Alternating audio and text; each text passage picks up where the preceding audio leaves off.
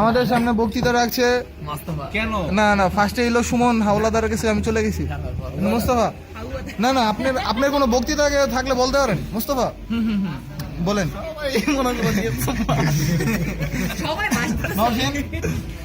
আমি অনেকদিন পরে যে প্রতিভা উত্তরে মাথায় করালায়। তোমার কি কিছু বলার আছে? ভাই আমি কারণটা জানতে চাচ্ছি। কারণ জানা আলামিন, ওটা দাও, আমি আইতাছি। কই তুমি কই যাবা? অসম্ভব।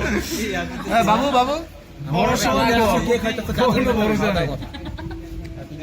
My girlfriend, my ex girlfriend. এটা মিছা কথা হবে আমার লাগে বলছিস। আল্লাহ যে খাওয়াইতাছে দ্বিতীয়বার যেন আরো খাওয়ায়, ঠিক আছে?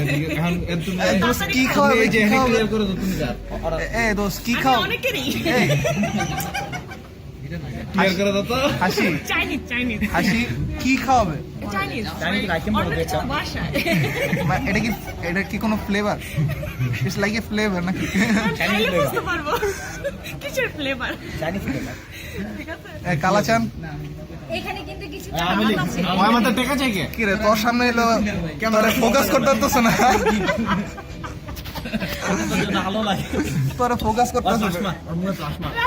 আমাদের ছাত্রলীগ ভাই, আমাদের যুবলীগ ভাই, যুবলীগ এই যে যুবলীগ আমি তো বলছি যুবলীগ।